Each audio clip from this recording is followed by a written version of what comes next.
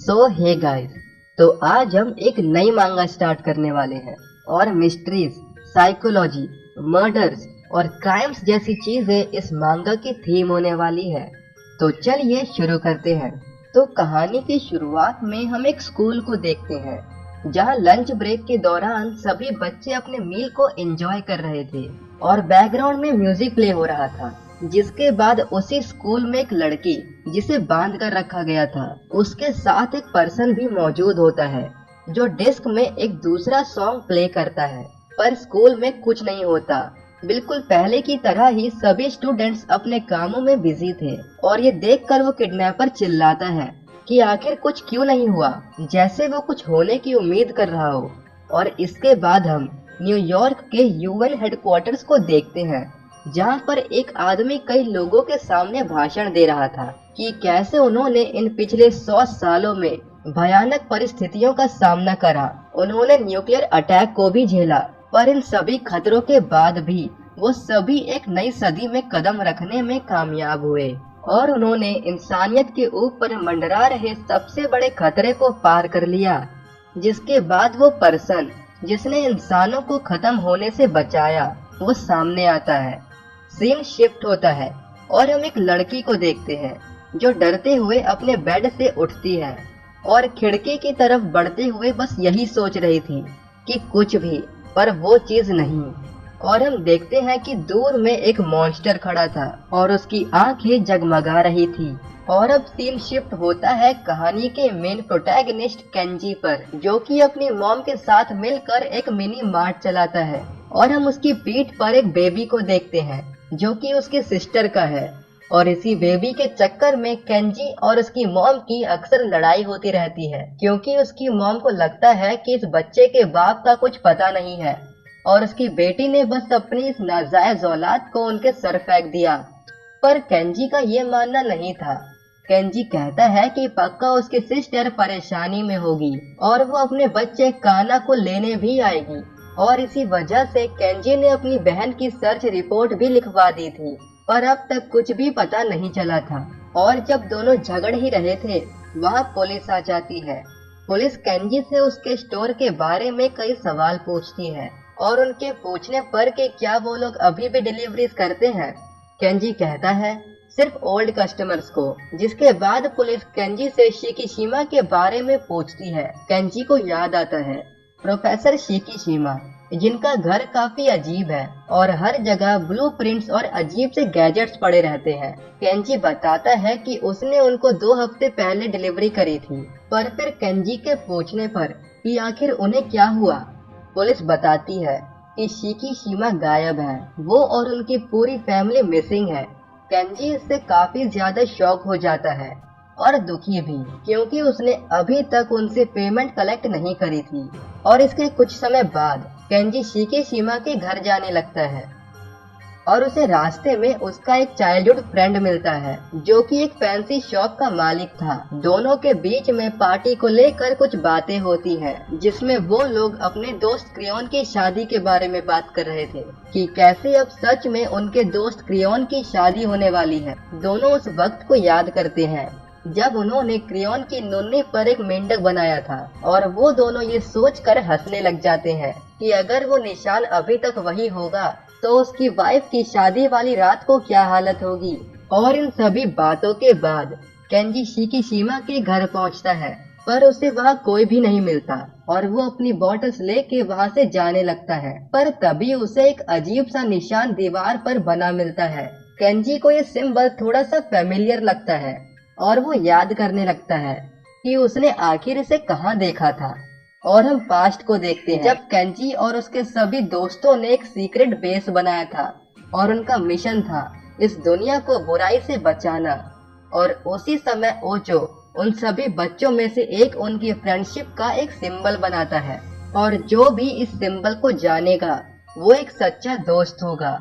कहानी फिर से प्रेजेंट में आती है, पर केंजी को उस सिंबल की कहानी याद नहीं आती और सीन फिर से न्यूयॉर्क के हेडक्वार्टर्स की तरफ शिफ्ट होता है, जहां पर सभी लोग उस इंसान से मिलने का इंतजार कर रहे थे जिसने इंसानियत को बचाया है। और तभी वो आदमी सामने आता है और सभी लोग उसे फ्रेंड कहकर बुलाते हैं। फ्रेंड कुछ भी नहीं कहता है, पर सभी लोगों की नजर उसी पर थी। और फिर फ्रेंड हवा में तैरने लगता है और ये देखकर सभी शॉक हो जाते हैं और उसके नीचे भी वही सिंबल था। और इन सब के बाद हर जगह एक वायरस के बारे में खबर आ रही होती है, जिसके लगने पर बॉडी में से सारा खून बाहर आ जाता है। और पुलिस को एक 24 साल के लड़के की बॉडी मिलती है, जो कि इंजीनियरिंग स्कूल ग्रेजुएट था और इसकी बॉडी से भी सारा खून बाहर बह चुका था, पर शरीर पर कोई भी चोटों के निशान नहीं थे। इसलिए पुलिस वालों को शक था कि ये भी वायरस का शिकार हुआ है। और इसके बाद हम केंजी के दोस्त क्रियोन की शादी को देखते हैं, जहाँ पर केंजी के लगभग सारे दोस्त आए होते हैं। और हम देखते हैं क्रियोन को, जो कि अपनी वाइफ के साथ अपने दोस्तों से मिलने के लिए आता है। पर उसके सभी दोस्त तो क्रियोन को देख के काफी शॉक हो जाते हैं और इन्हीं सब में उनकी कुछ बातें होती हैं, जहाँ क्रियोन कह रहा होता है कि उसकी वाइफ सच में काफी खूबसूरत है और अब उन सभी को भी जल्दी से शादी कर लेनी चाहिए, क्योंकि वो लोग अब बुढ़े हो रहे हैं। और क्रियोन के जाते ही उसके सभी दोस्त काफी ज्यादा हंसने लग जाते हैं कि क्या वो सच में अपना एक फ्रॉग एम्पायर बनाने वाला है। और इससे उन्हें उनके बचपन की याद आ जाती है, जब क्रियोन मेंढकों का शहंशाह बना था और वो सब एक दूसरे पर टॉय बुलेट्स फायर कर रहे थे। और उनकी गेम का एक रूल था, जहाँ पर 10 शॉट लगने पर उन्हें 10 बार आई एम डेड कहना होता था। सभी लोग इस पल को याद करके काफी खुश थे, पर केंजी तभी पेपर पर वही सिंबल ड्रॉ करता है और अपने दोस्तों से इसके बारे में पूछने लगता है। पर तभी वहाँ एक ओल्ड लेडी आ जाती है, जिसके हिसाब से वो 50 सालों से लोगों के रिश्ते करवा रही है। वो केंजी को एक लड़की की फोटो दिखाते हुए कहने लगती है कि ये बड़े संतरे वाली लड़की तुम्हें मिल सकती है, बस तुम्हें अपनी बहन के बच्चे का कुछ करना होगा, नहीं तो वो उसकी शादी नहीं करवा पाएगी। केंजी गुस्से में कहने लगता है कि आखिर उसे किसने कहा उसकी शादी करवाने को, जिस पर वो ओल्ड लेडी कहती है कि वो बड़े संतरे खो देगा। और केंजी गुस्से में कहने लगता है कि दुनिया में बहुत सारे बड़े संतरे हैं, पर उसके पास सिर्फ एक ही काना है, उसकी भांजी। हम देखते हैं कि एक लेडी काना के साथ खेल रही होती है और केंजी की मॉम से बात करती है कि क्या केंजी को भी अब शादी कर लेनी चाहिए, जिस पर केंजी की मॉम कहने लगती है कि उसे कोई फर्क नहीं पड़ता, क्योंकि एक दिन केंजी अपनी बूढ़ी माँ को छोड़ के चला जाएगा। और दूसरी तरफ काना ने 10 में 10 बार बॉल किस हैंड में है सही गैस किया था और इससे वो लेडी काफी सरप्राइज थी। इसके बाद सीन उसे मिस्टीरियस मैन फ्रेंड की तरफ शिफ्ट होता है। फ्रेंड अपने सामने बैठे आदमी को कहता है कि वो मर चुका है, जिससे उस आदमी को कुछ समझ नहीं आता और फ्रेंड उसे अपनी आंखें बंद करके उसे I am dead 10 bar repeat करने कहता है। और इसके बाद फ्रेंड उस आदमी से पूछता है कि अब उसे क्या दिखाई दे रहा है और उस आदमी को रोशनी दिखाई दे रही होती है। और इन सभी के बाद सीन 2 पुलिस वालों की तरफ जाता है। दोनों एक दूसरे के केस के बारे में बात करते हैं। चाओ सान प्रोफेसर शिकीशिमा के केस पर काम कर रहा था और यामा सान उस स्टूडेंट के केस पर काम कर रहा था, जो कि वायरस का शिकार हुआ था। पर तभी यामा सान कहता है कि जो स्टूडेंट मरा वो प्रोफेसर शिकीशिमा का स्टूडेंट था और सेम स्कूल में भी था।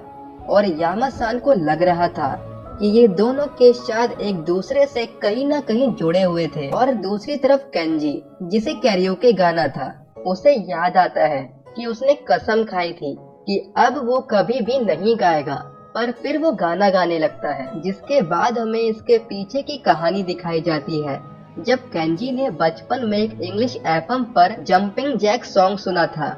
और केंजी तो काफी हैरान हो गया था जब उसे पता चला कि अमेरिका में ये सॉन्ग सुनने के लिए 5 लाख लोग इकट्ठा हुए थे। और तभी से केंजी का भी सपना था कि वो बहुत सारे लोगों के सामने परफॉर्म करे। और केंजी को इस तरह से देखकर क्लास की एक लड़की यामागुची उस पर हंसती है और फिर केंजी अपनी मॉम से गिटार मांगता है, पर उसकी मॉम मना कर देती है।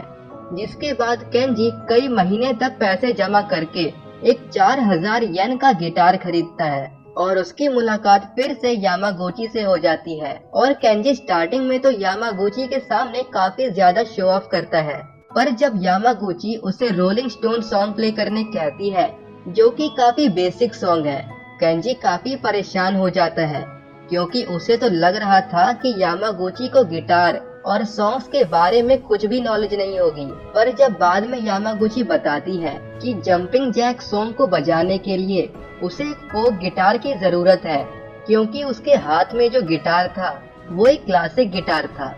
और केंजी ये सब सुनकर काफी डिप्रेस हो जाता है क्योंकि उसे तो कोई आइडिया ही नहीं था कि इतने सारे टाइप्स के भी गिटार होते हैं। और समय बीतने के बाद अब केंजी हाई स्कूल में था। उसने एक बैंड ज्वाइन कर लिया था और उसके हाथ में एक इलेक्ट्रिक गिटार भी आ चुका था। केंजी एक बंदे के साथ जिसका नाम स्पाइडर है, उसके साथ बैठकर उसके न्यू सॉन्ग के बारे में बात कर रहे थे, जिसमें स्पाइडर बोलता है कि उसके पास कोई भी अच्छा गिटारिस्ट नहीं है, जिस पर केंजी अपने आप पर इशारा करने लगता है कि वो एक अच्छा गिटारिस्ट है। पर स्पाइडर केंजी को इग्नोर मारते हुए उससे बैंड में रहने का मकसद पूछता है, जिस पर केंजी कहता है कि वो जापान के सबसे बड़े स्टेज पे परफॉर्म करना चाहता है। पर स्पाइडर के पूछने पर कि क्या वो सच में सीरियस है, केंजी हंसते हुए कहता है बिल्कुल भी नहीं। पर स्पाइडर बोलता है कि वो वहां जाने की कोशिश करेगा। और सच में 3 साल बाद स्पाइडर जापान के सबसे बड़े स्टेज बुदोकन में परफॉर्म करता है। पर केंजी तो वहीं का वहीं रह जाता है। और हम फिर से प्रेजेंट में आ जाते हैं। गाइस, इस कहानी का पार्ट 1 यहीं पर खत्म होता है और इस पार्ट में हमने इस कहानी के 2 से 3 एपिसोड कवर कर दिए हैं। और अब यहाँ से कहानी बहुत ही दिलचस्प होने वाली है। तो इसके आगे के पार्ट्स देखने के लिए वीडियो को लाइक कर देना, चैनल को सब्सक्राइब कर देना और कमेंट्स में जरूर बताना कि आपको ये वीडियो कैसी लगी। तो तब तक के लिए बाय बाय।